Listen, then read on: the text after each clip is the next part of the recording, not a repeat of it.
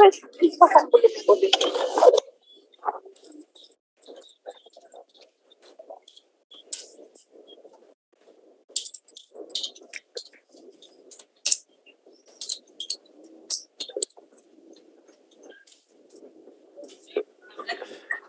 ¿Qué cosa? ¿Qué?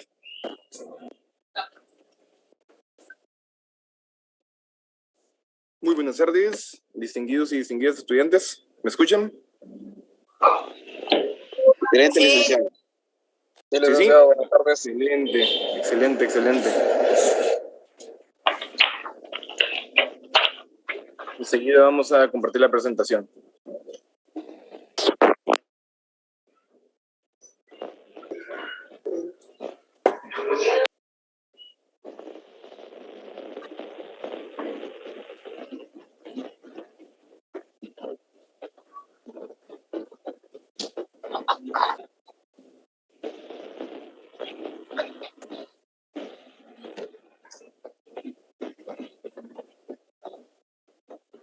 Es un gran gusto volver a saludar nuevamente. Quiero agradecer su presencia. Disculpen siempre los minutos tarde, pero siempre por problemas de conexión. Hoy vamos a tratar de seguir avanzando en el tema que nos quedamos ayer y entrar más en materia de lo que es el derecho internacional público.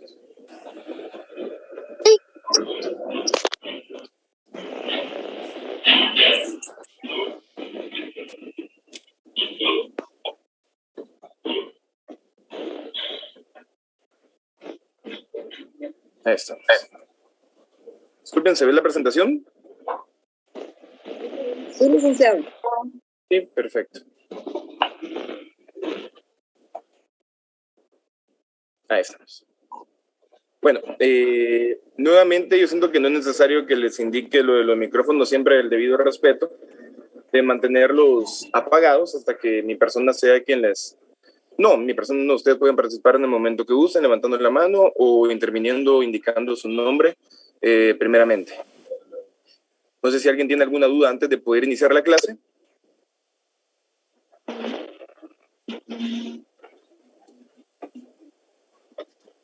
Disculpe, solo una consulta. En las diapositivas que compartieron hoy, había una información acerca sobre cómo se iba a desglosar la zona.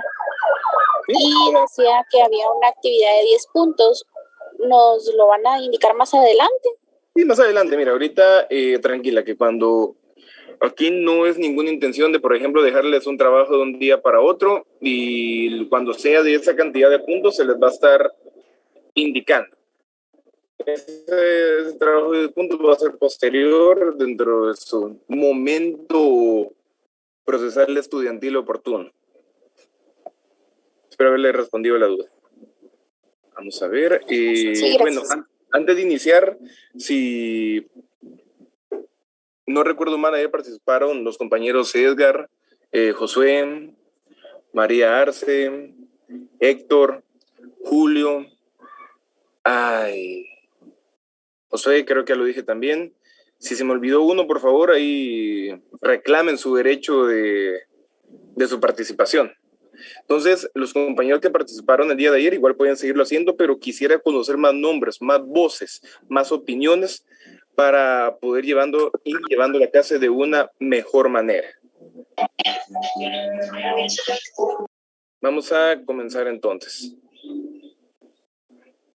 La comunidad internacional.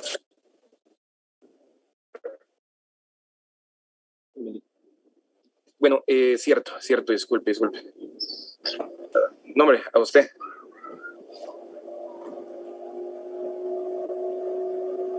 Recording in progress.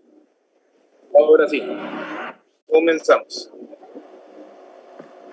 Vamos a ir leyendo cada uno de lo que son los conceptos y posteriormente vamos a irlos analizando. El término comunidad internacional, también su sinónimo, sociedad internacional, se utiliza en las relaciones internacionales y constituye una sociedad, escuchen esto, una sociedad, o sea, un grupo de sociedades o macro sociedad, en cuyo seno surgen y se desenvuelven los grupos humanos, desde la familia hasta las organizaciones intergubernamentales, pasando por los estados. Celestino del Arenal, un autor, señala que la comunidad internacional, al ya no conocer fronteras, produce una ampliación de la problemática característica del estudio de las relaciones internacionales. A los clásicos problemas de guerra y de la paz se añaden los problemas derivados de las relaciones económicas y culturales, del desarrollo y del subdesarrollo, entre otros. Bueno, ¿alguien que quiere emitir algún comentario o alguna opinión sobre estos tres comentarios anteriormente citados?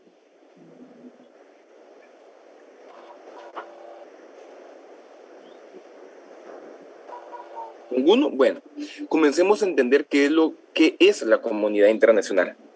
La comunidad internacional viene siendo este grupo de sociedades, en este caso, grupo de estados. Pero recordemos también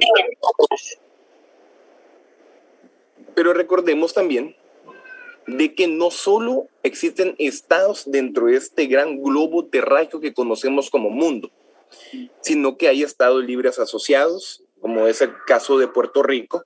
Hay estados que están en lucha de ser reconocidos como tal, como Taiwán y otros países en desarrollo que existen en África también.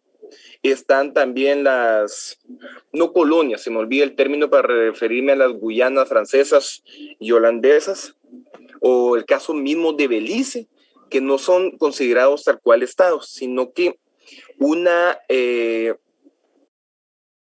aparentemente un país, pero en proceso de reconocimiento de tal ante la ONU. No sé si ustedes han escuchado el caso de Taiwán, que China siempre pide o se niega a reconocerlo como un estado.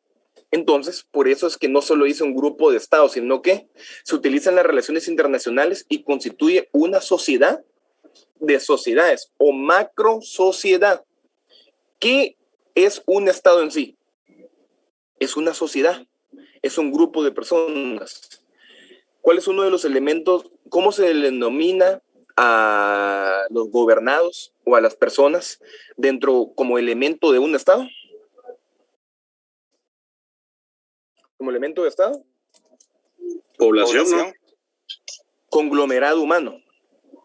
Recordemos eso. Gracias, Carlos Elías, el otro compañero también, por su participación, pero recordemos que nosotros, tanto usted como yo, personas mayores de edad, y si hay una persona menor de edad, una persona mayor de edad con capacidad absoluta, es un ciudadano de un estado, considerado doctrinalmente como un elemento del conglomerado humano del estado.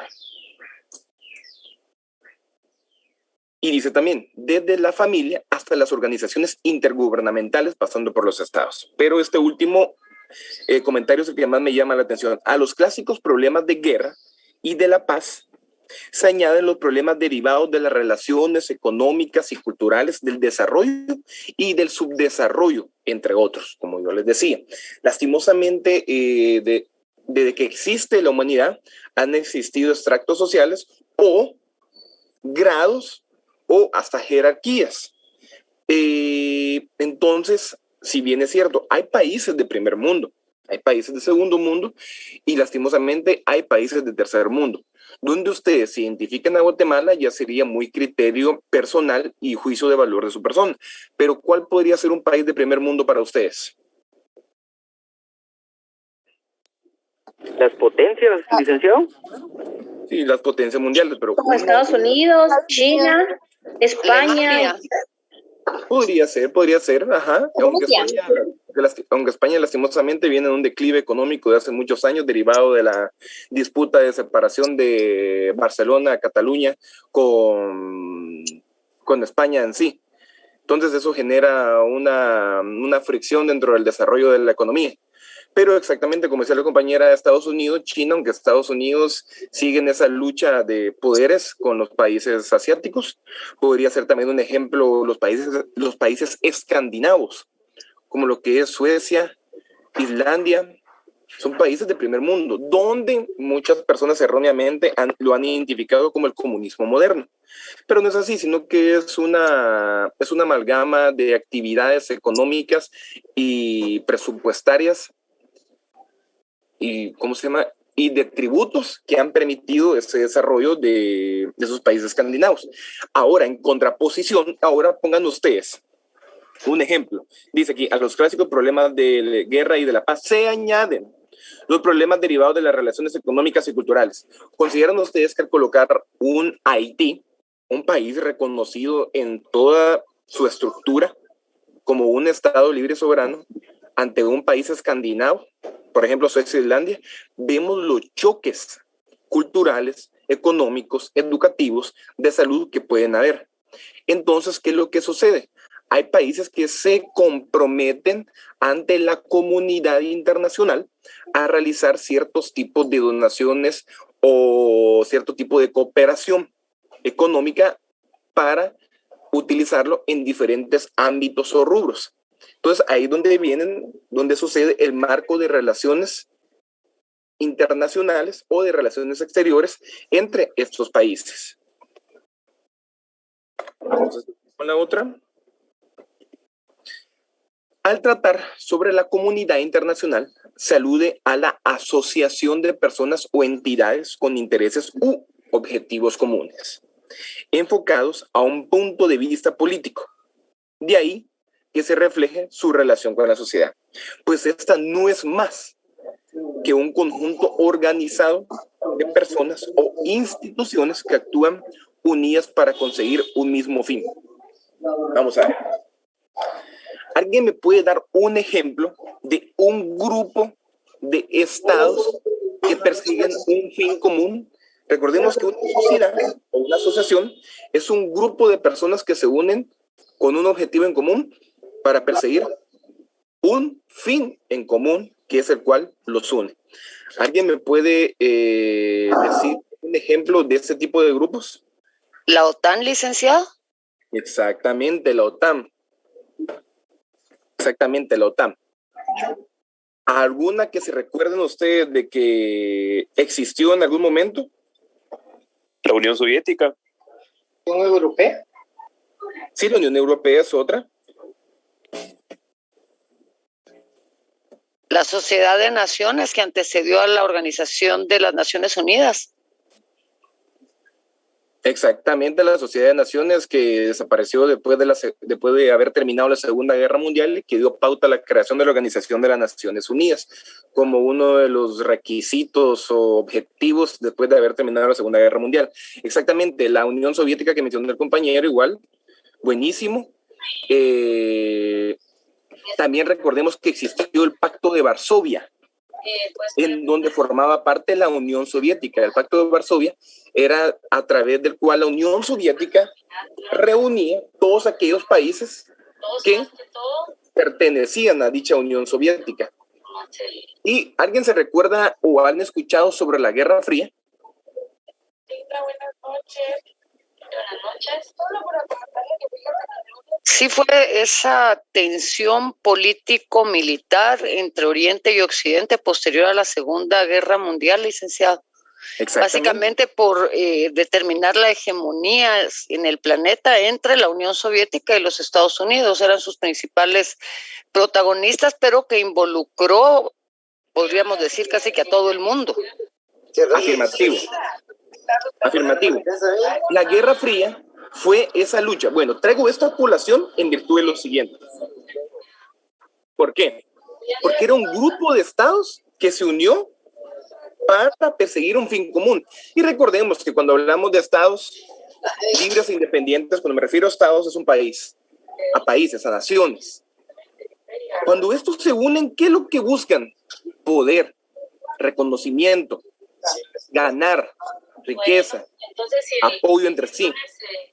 Bueno, entonces, ¿qué era lo que buscaba la OTAN? Que es la Organización del Tratado del Atlántico del Norte, la OTAN, que comprendía países como Inglaterra, Estados Unidos, todos los países que se oponían al Pacto de Varsovia.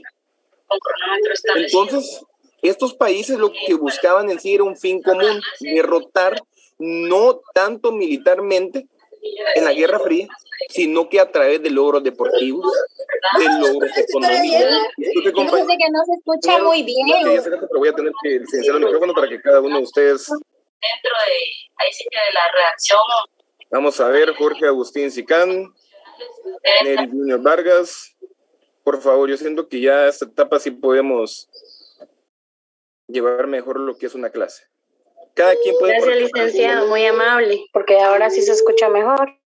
Ahí estamos, disculpen, cada uno de ustedes puede participar en el momento que guste, sin ningún problema. Solo se identifica primero con su nombre y adelante, que para eso es esta clase. Bueno, entonces, ¿qué era lo que buscaba? A través de logros económicos, deportivos, culturales, sociales, hasta en cuestiones de espaciales, llamémosle. Cuando comenzó esa guerra entre qué país iba primero a la luna, ¿se recuerdan? Que si iba a ser primero la Unión Soviética o iba a ser primero lo que es Estados Unidos. Hasta esa lucha había. Era una lucha de grupos de estados para ver quién predominaba más, quién tenía más poder, porque recordemos, terminó la guerra. Ya no podía haber guerra militar en cuanto a que un estado invade a otro, un estado se apropia de determinado margen de territorio de otro estado secuestra tanto, toma de rehenes y de prisioneros a tantos soldados en tierra, o submarinos, o guerra nuclear, ya no más, se acabó. Porque se creó la ONU, vinieron los derechos humanos. Entonces, ¿qué era lo que hacían? Este grupo de estados peleaban a través de logros para ellos autoproclamarse como el estado superior. Nuevamente les digo, traigo esta colación para que vean que la comunidad internacional siempre ha existido. Y lo que conocemos ahora es una evolución, la contemporaneidad de ese estado, pero más que todo orientada al desarrollo, a cómo un estado puede colaborar con otro para que éste se posicione en el mismo estado de confort. Y un compañero le dijo ayer, la globalización de normas. Yo siempre he dicho que cuando hay una donación, hay una cooperación internacional, nunca es solo así nomás, no, que siempre hay un trasfondo, no malo, no es mala voluntad, pero siempre existe una intención. Bueno, seguimos aquí. Básicamente la sociedad internacional es un conjunto de sujetos de derecho internacional público, unidos por un objetivo común, en razón de intereses similares. Es decir, es increíble cómo un grupo de comunidades políticas independientes que no forman simplemente un sistema, sino que además han establecido a través del diálogo y del consentimiento reglas e instituciones comunes para organizar relaciones y han reconocido tener intereses comunes para mantener dichos acuerdos. Miren qué bonito esto. Voy a hacer un comentario interpretativo que toda la vida lo he tenido en consideración.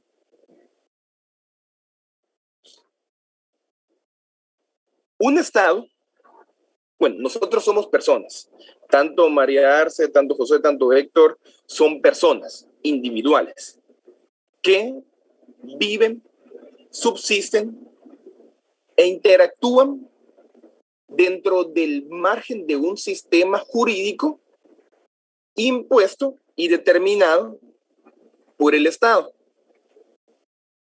a través de la representatividad que le damos a los funcionarios públicos que crean y ejecutan las leyes.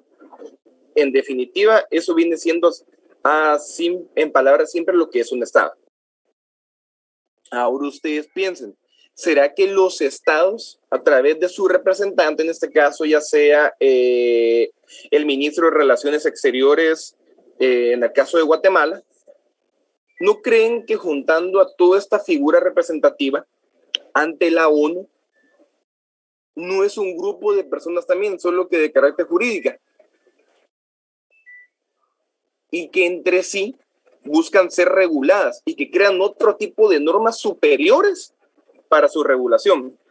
Disculpen si hay problema con el ruido. ¿No? Sí, licenciado, en virtud de que son sujetos de derechos y de obligaciones, se les considera personas. Sí, gracias, compañera María Arce, y el otro compañero que respondió que no se escuchaba ruido, gracias. Sí, exactamente, porque son sujetos de derecho. Entonces recordemos esto, uno de los principios fundamentales del humano, de la persona humana, es esa necesidad intrínseca que tenemos de crear normas para autorregularnos a nosotros mismos, para limitar ese libertinaje que por el simple hecho de existir ya tenemos. Entonces, la misma situación sucede entre los estados, que comúnmente se unen con fines en común para regularse entre sí. Porque como hablamos ayer, siempre tienen que existir pesos y contrapesos para que haya una cordialidad o una convivencia correcta entre ambos. Lógicamente, ¿qué pasa ante el exceso de libertinaje? Caemos en la tiranía. Si no regulamos a futuro las posibilidades que puede tener un Estado sobre otro, estaríamos en una guerra constante. ¿Por qué creen ustedes que existen pactos y convenios que limitan la creación de armas nucleares? Hay países en Latinoamérica que tienen la posibilidad de crear y fabricar armas nucleares y ellos están sujetos a ese tratado en el cual se comprometen a no crear más armas nucleares, porque ellos saben, los estados en sí que tienen esa capacidad, saben que un estado se sale, digamos, del canasto, hablando coloquialmente, puede crear una inmensidad de elementos de destrucción masiva. Eso es la comunidad internacional. Dígame.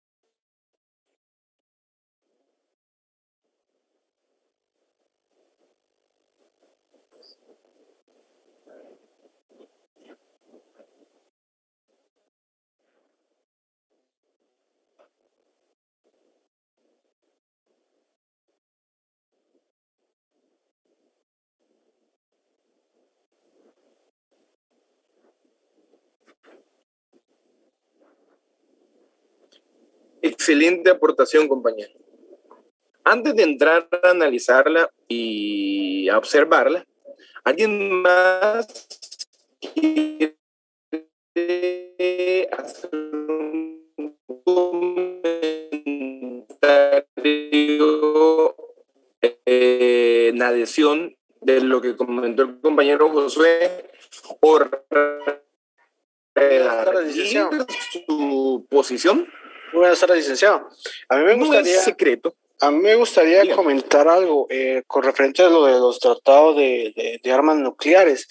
Me vino a la memoria lo que ya que se está hablando de esto, lo que pasó en Libia, que Libia estaba desarrollando armas nucleares y después de que aceptó la desnuclearización, lo bombardearon, o sea, mataron a Gaddafi, lo bombardearon. Entonces yo siento que el referente a tratados nucleares más para la protección de las potencias que en sí que para la seguridad mundial, porque si no, no hubieran armas de destrucción masiva como es las armas nucleares. Eso es a mi percepción, que es más para protección de las potencias, para que ellos ejerzan su poder hegemónico sin ningún contrapeso real, o sea, y hacer lo que se les venga en gana, prácticamente como hicieron con Guatemala, que en su tiempo se derrocó al presidente, como se hizo en Chile y en toda América Latina, prácticamente en El Salvador. Muy bien, Marcos, le agradezco, excelente comentario también. Ahorita vamos a entrar a debatirlo. Compañera María Arce, muy educadamente le agradezco. Adelante, por favor. Gracias, licenciado. En adhesión a lo que decían los compañeros, con relación a los tratados de libre comercio, depende de la forma en que se negocien. Guatemala ha hecho negociaciones muy desafortunadas al respecto. En el tratado, por ejemplo, de libre comercio con México se permite la exportación de bicicletas, pero se tienen que exportar por vía aérea, lo que hace inviable dicha exportación, por ejemplo. Y en relación con el tratado de armas de destrucción masiva y de armas nucleares, naturalmente los países que sí las tienen son los que obligan a los países que no las tienen a que no las fabriquen para mantener su hegemonía, como decía el compañero. En el momento en que los países del tercer mundo o del llamado tercer mundo, países en vías de desarrollo, como les querramos decir, tuviesen el poder militar que los coloquen a la altura de las grandes potencias, estarían en condiciones de negociar todos los pactos económicos en igualdad con las grandes potencias. Pero no lo estamos. Entonces, yo creo que el problema de fondo es mantener un sistema económico que permita el sobreenriquecimiento de ciertas naciones sobre la base de la pobreza en el resto de las naciones. Interesantísimo comentario, compañera María Arce. Excelente, muchísimas gracias. A ver, el compañero Héctor, que tiene levantada su mano, con mucho gusto. Adelante, por favor. Sí, muy buenas noches, licenciado. Compañeros, buenas noches. También, la verdad es de que tocando como tema eso de las armas nucleares, me doy cuenta de que, para no ir tan lejos, hace poco, pues la situación que se dio entre Corea del Norte y Estados Unidos. O sea, estaba la situación en que estaban llegando a un acuerdo, pero en el momento en el cual Corea del Norte no asume algunas cuestiones que Estados Unidos le pedía, se rompe dicho acuerdo. Entonces, a lo que va con todo esto es de que lastimosamente los países más desarrollados no es de que persigan un fin común de mantener la paz, sino más bien de mantener sumisas a las naciones tercermundistas, por decirlo de esa manera, ¿verdad? O el otro caso que se dio con Venezuela, de que pues prácticamente es cierto, esa nación está en una crisis pero tremenda, que en lugar de ayudarles, más bien, aparte de que ese gobierno prácticamente con toda la corrupción que mantenía o que sigue manteniendo, le sigue robando al pueblo, todas las sanciones impuestas por Estados Unidos, porque no fue específicamente los asociados, sino que fue Estados Unidos como máxima potencia, todas las sanciones que les impuso, y aquellos países que estuvieran en contra, igual iban a tener sanciones, así como los que tiene Venezuela, ¿verdad? Entonces, prácticamente no es que se persiga un fin común, sino más bien, como decían los compañeros anteriormente, son las potencias en sí que quieren mantener el control, y a los países pues que todavía están en vías de desarrollo, mantenerlos sumisos y sacarles el mayor provecho a ellos, por ejemplo, explotando sus recursos naturales o aprovechándose de su mano de obra, ¿verdad? Es mi percepción, licenciado. Gracias. Muy bien, Héctor René, muchísimas gracias por esa presentación, muy interesante también. Ustedes dicen que no es, entre todo lo que pude escuchar, interesantísimo, y me agrada que tengan esa concepción de la realidad de la comunidad internacional, más allá de la realidad nacional, porque es muy importantísimo. Ahora quiero que aterricemos en algo que pude percibir de cada uno de ustedes. Sí existe un común denominador, pero no entre lo que ustedes estaban hablando entre los estados, sino existe un común denominador entre lo que todos ustedes aportaron, relativo a que definitivamente parece que sí existe un poder hegemónico.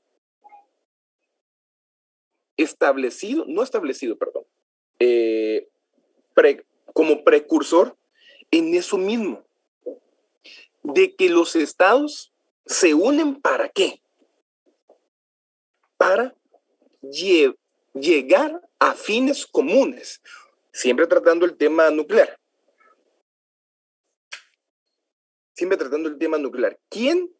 ¿Quiénes son los que promovieron o buscan evitar de que no haya más armas nucleares? Los países que lo tienen. Entonces existe esa comunidad, ese grupo de estados que se unen con un fin común. Eso es una comunidad internacional, con fines específicos. Ahora yo les quiero plantear una teoría que se me ocurrió en este momento. Pensemos que toda la comunidad internacional, no valiéndonos de que exista un grupo, otro grupo, no. Absolutamente toda la comunidad internacional es una colonia. Es una colonia de vecinos. Ante el estereotipo clásico que tenemos de colonia, siempre van a haber problemas entre vecinos, siempre va a haber algo que le cae mal a un vecino del otro, siempre va a haber ese problema en una colonia de que el vecino se compró tal carro, el vecino tiene esto en su casa, el vecino tiene... En un residencial, por ejemplo, eso es normal. Entonces planteemos que la comunidad internacional es esa colonia. Entonces, adentro de esa colonia siempre van a haber grupos que se van informando y uniendo. Entonces, cada grupito va a ir buscando su beneficio en sí. Y cuando ve que el grupo X se está sobrepasando sobre el grupo Y, ¿qué viene? Ya vienen los ataques, ya vienen las confrontaciones, o si son más inteligentes, buscan el diálogo. Y en este caso, ¿qué sería el diálogo para la solución de conflictos en representación al marco jurídico de derecho internacional? Los tratados y convenios internacionales. Si lo vemos de ese punto de vista de ejemplo, eso vendría siendo la comunidad internacional. Cada quien va a ir buscando siempre el beneficio de su grupo o de su propio país. Excelentísimo cómo hemos avanzado en este tema y cómo tienen ustedes apreciaciones. Vamos a ver, el segundo párrafo de este. Básicamente la sociedad internacional es un conjunto de... No, esto ya lo habíamos leído. Vamos a pasar a la siguiente diapositiva. En este sentido, la comunidad internacional es un conjunto de sujetos de derecho internacional público, como decía la compañera, que se encuentran unidos debido a un hecho, compartir un espacio físico, por lo que ésta se encuentra regulada por las normas y tratados internacionales, es decir, los sujetos pasivos del derecho internacional, la cual se establece entre estados soberanos, independientes y jurídicamente iguales, es decir, aquellos que no están sometidos a un poder político superior. ¿Alguien me puede dar un ejemplo de un estado que esté sometido a un poder político superior?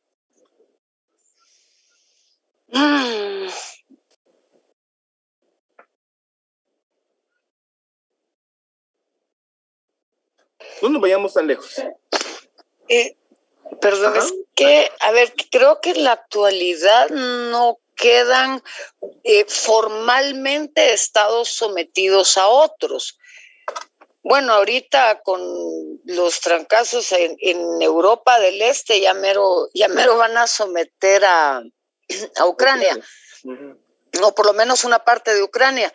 Pero hasta hace relativamente poco tiempo atrás, Hong Kong estaba sometido al control de la corona inglesa. Asimismo, Belice, aunque se proclamó su independencia, 2/3 de los miembros del Parlamento beliceño los nombra la reina de Inglaterra. Lo mismo ocurre en Australia y Nueva Zelanda. O sea, digamos, los países del Commonwealth de Inglaterra no están sometidos a la corona, pero sí la corona ejerce poder político en algunas de sus instituciones. pero que yo recuerdo en este momento ya no quedan colonias ni protectorados, que era lo que había antes, digamos, la ciudad de Tánger, que fue protectorado, incluso ¿cómo se llama? Belice fue una especie de protectorado de Inglaterra, y bueno, tal vez sí en las Guyanas queda alguna, en el norte de América del Sur, la Guyana francesa o la holandesa. Sí. San Martín en el Caribe está bajo el dominio, la mitad de Francia y la otra mitad de Holanda. También tenemos los casos, si puede imaginar, está San Marino de Italia. Uh-huh. San Marino de Italia, que también es uno de los casos que está dentro, es un estado entre comillas, ¿verdad? Adentro de otro estado, como también lo puede ser el Vaticano. El Vaticano, precisamente. Pero digamos, en el caso del Vaticano y en el caso del Vaticano puntualmente, el gobierno italiano no ejerce control político sobre la Santa Sede. Tiene su propio gobierno, aunque físicamente quede adentro de Roma. Sí. Sí, más que todo sería el caso de San Marino, entonces. San Marino, San Martín, la Guyana francesa, la Guyana holandesa, que todavía son colonias. Me parece que Holanda todavía tiene colonias en el Pacífico Sur, en la Polinesia tiene todavía algunas islas que controla. Sí, de la parte del mundo que casi nadie sabe que existe. Y que es de lo más bonito que hay, dicen. Sí, esperemos algún día conocerlo. Ojalá. Sí, gracias, compañera María Arce. A ver, Scarlett y María, ¿levantó la mano? Sí, licenciado, disculpe, ¿y esto no se relaciona con la situación de Puerto Rico estando sometido al régimen de Estados Unidos, que pues no se logra determinar si es un estado, es una comunidad o qué es en sí? Sí, claro que sí. Mire, pues, eso iba a entrar yo ahorita, que es uno de los temas más como clásicos derivados del posicionamiento que tiene Guatemala, que estamos cerca, entonces podemos conocer más directo de este tema.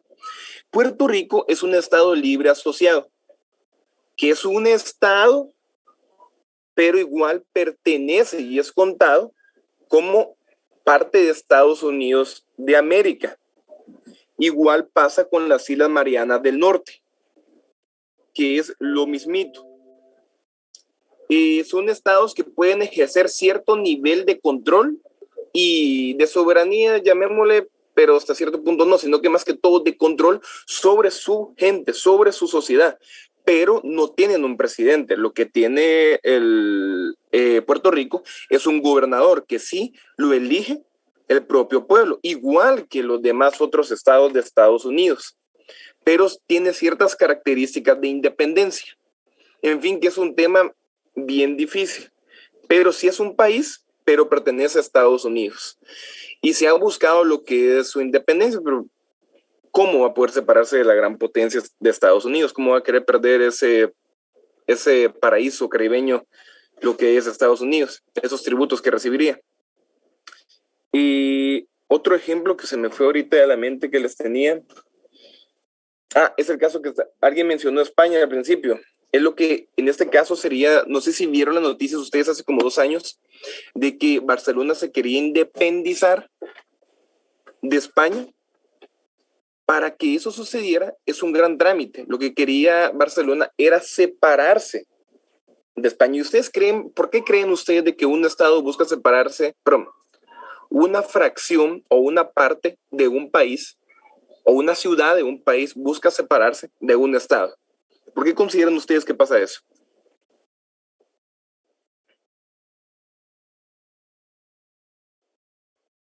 María, por favor.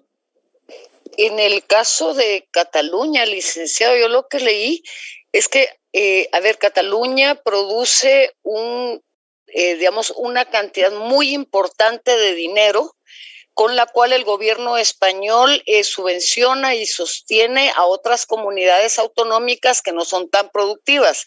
Entonces, los catalanes se sienten económicamente autosuficientes, que fue un poco lo que sucedió años atrás también en el País Vasco. Es más, los catalanes tienen su propio idioma, son económicamente autosostenibles, igual que el País Vasco tiene su propio idioma, su propia cultura, y hay un movimiento secesionista muy importante. Incluso esto fue hace como 2 o 3 años atrás, que el presidente de la Comunidad Autonómica de Cataluña convocó un plebiscito para la independencia de Cataluña, y ahí fue una serie de, Mariano Rajoy, creo yo que era presidente todavía, que mandó a la Guardia Española. Hubo una represión muy fuerte en toda la región de Cataluña para evitar el plebiscito, y al final se logró sofocar, pero sí sigue esa lucha por la independencia en un grupo importante de catalanes, porque lo que ellos tributan no se queda todo en la comunidad catalana, sino que se desplaza ese dinero a otras comunidades autonómicas. Exactamente, por eso gracias compañera María Arce, toda independencia que pueda surgir de adentro hacia afuera de una fracción de territorio o una ciudad, como les decía, sobre la naturaleza propia del Estado, siempre va a ser por temas económicos, porque ellos mismos se consideran autosuficientes para poder administrarse a sí mismos. ¿Cuál es el problema con mencionar a la compañera? Que el dinero que extraen a través de tributos de Barcelona a Cataluña es utilizado para mantener casi que otras ciudades, de España. ¿Alguien sabe por qué se le denomina Shell el sexto estado? A la ciudad de Quetzaltenango, al departamento de Quetzaltenango.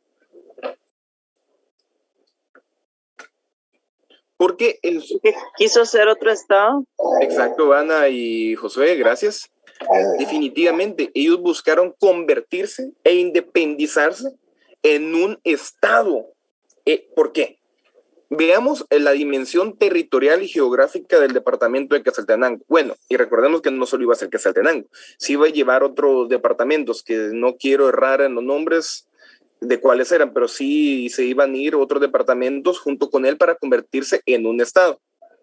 ¿Por qué? Porque ellos se consideraban autosuficientes para ello. Les voy a poner otro caso, que no ha tenido intenciones de ello, pero dentro del margen de la economía mexicana es muy notorio y es muy comentado. El estado de Monterrey es, creo que, el segundo que más tributa en México. Y ellos mismos, economistas de Monterrey, dicen que ellos tendrían la capacidad de subsistir absolutamente solos y que su administración sería mejor y más autosostenible en su independencia que dependiendo de la Federación Mexicana. Entonces, vemos que siempre son 2 factores para una independencia que puede surgir: el tema económico y, de seguro, temas políticos. ¿A qué traigo esto?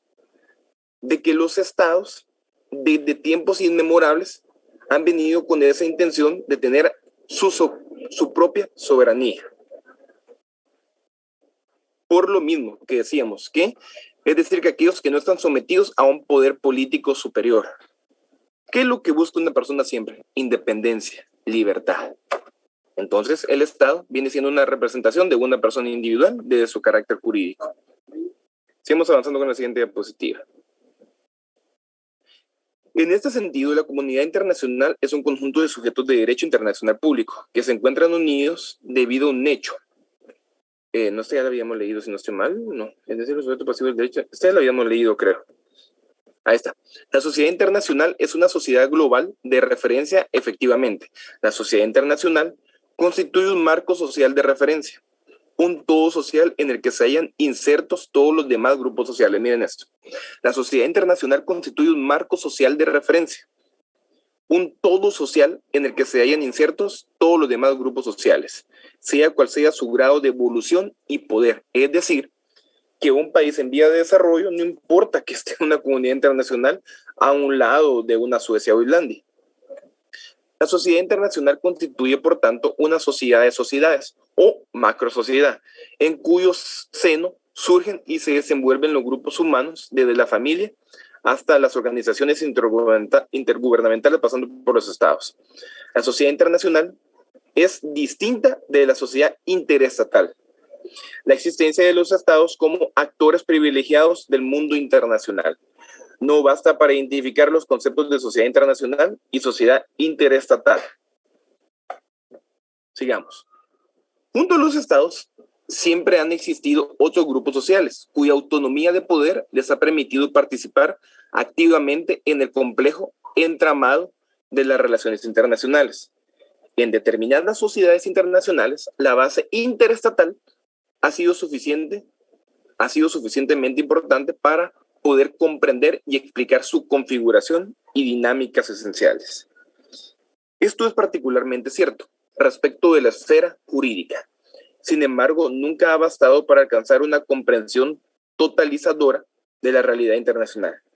Como afirma Trujillo, un autor, esencialmente, pues la sociedad internacional es fina, sociedad de comunidades humanas, con poder de autodeterminación de eventos colectivos autónomos. Antes de seguir avanzando, quisiera que más de alguno de ustedes, con toda libertad y sin ningún tipo de tapujo, pudiera definirme lo que es la comunidad internacional. ¿Qué consideran ustedes que puede ser una comunidad internacional?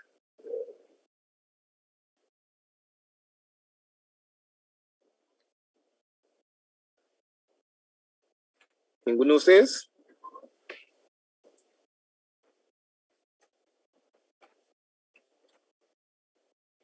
Bueno, entonces vamos a seguir. Después lo vamos a analizar. La sociedad internacional requiere una dimensión relacional. No cabe considerar la existencia de una sociedad internacional en un sentido estricto, si sus miembros no mantienen unas relaciones mutuas, intensas y perdurables en el tiempo. La mera existencia de unas actuaciones esporádicas y ocasionales no basta para considerar la existencia de una sociedad internacional. Por ejemplo, la consideración de una sociedad internacional de la que forman parte el continente americano o los imperios del Extremo Oriente es impensable con anterioridad a la etapa de las colonizaciones. En los primeros siglos de la Edad Moderna, aunque existan datos históricos que demuestren contactos ocasionales en siglos anteriores. Por otro lado, los límites especiales y funcionales de cada sociedad internacional a lo largo de la historia vienen determinados por la duración e intensidad de las relaciones entre los grupos con un protagonismo internacional, constituyendo la última del fenómeno de la independencia, que tanto se predica de la sociedad internacional de nuestros días. La compañera hace bien encendido el micrófono, no sé si quiere compartir algo. Ahí estamos, ya lo apago, entonces que no. Miren pues, disculpen, no hay problema con el ruido de la lluvia para cambiarme de lugar. No, licenciado, se escucha todo bien. Nada, muchísimas Ahí está gracias. muy bien, Lick, gracias. No, Mire, licenciado. Muchísimas gracias. Vamos a hacer un ejemplo aquí de lo que hemos venido hablando, disculpen. ¿Qué es lo que se busca dentro de una comunidad internacional? Las relaciones entre sí, la participación, la interacción de respeto entre ambas, la colaboración jurídica, económica, entre otras. Pero hay un elemento sustancial importante dentro de la existencia de las mismas, que sea perdurable, que perdure con el tiempo esa comunidad, esa interrelación, ese vínculo que se crea.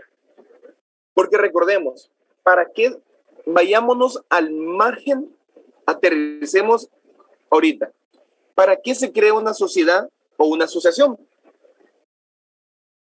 de personas normales? ¿Para qué se crea una sociedad o una asociación? ¿Alguien me puede decir? Imagino que vieron su derecho civil y su derecho mercantil.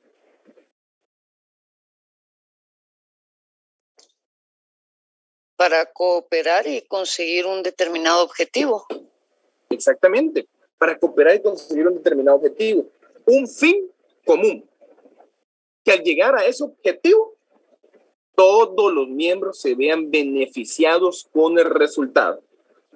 Pero una sociedad o una asociación no se va a formar solo con determinado tiempo de 2, 3 años, 1 año, 5 meses, no. Se crea con la intención de perdurabilidad para que los principios y valores que los constituyen perduren para la posteridad. En este caso, hablemos del tema de Ucrania y Rusia. ¿Qué es lo que logró Rusia al atacar a Ucrania?